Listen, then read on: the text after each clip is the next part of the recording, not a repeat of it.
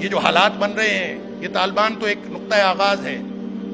یہ جو حالات بن رہے ہیں، نبی اکرم صلی اللہ علیہ وسلم کی احادیث کو دیکھیں تو لگتا یوں ہے کہ اب کی بات ہے یا 10 سال کی یا 5 سال کی، کب ہوگا کب نہیں ہوگا. حالات امام مہدی کے بن رہے ہیں، اور وہ اصل امتحان ہونا ہے. وہ خوشی کی بات نہیں ہے، وہ آزمائش کی گھڑی ہے.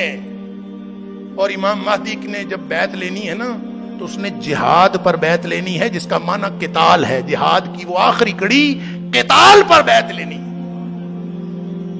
اور نبی اکرم صلی اللہ علیہ وسلم نے فرمایا جب امام مہدی آئیں گے نا تو لوگ 3 حصوں میں مسلمان 3 حصوں میں تقسیم ہو جائیں گے. ایک حصہ وہ جنہوں نے امام مہدی کو تسلیم ہی نہیں کرنا، انا للہ و انا الیہ راجعون، ٹھنڈے کمروں میں بیٹھنے والے اور پرسکون زندگی گزارنے والے. وہ جہاد پر بیعت کر کے کیسے تسلیم کریں گے؟ قتال پر بیعت کرنی ہے، وہ ان کے پاس 1000 دلیلیں ہوں گی، جیسے آج ہمارے پاس طالبان کے خلاف 1000 دلیلیں موجود ہیں.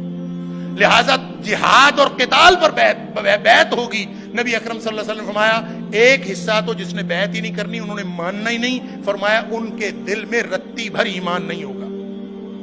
لہذا یہ تو ویسے ہی گئے، نام کے مسلمان ہیں.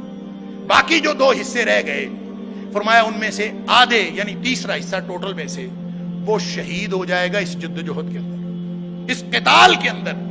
اور فرمایا وہ روئے زمین کے بہترین شہید ہوں گے، اور جو بچ جائیں گے ان کے ذریعے اسلام کا غلبہ ہوگا. اور ان کے ایمان کی سطح یہ ہوگی کہ نبی اکرم صلی اللہ علیہ وسلم فرمایا ان کے ایمان کو پھر کوئی آزمائش اس کے بعد کوئی نقصان نہیں پہنچا سکے گی.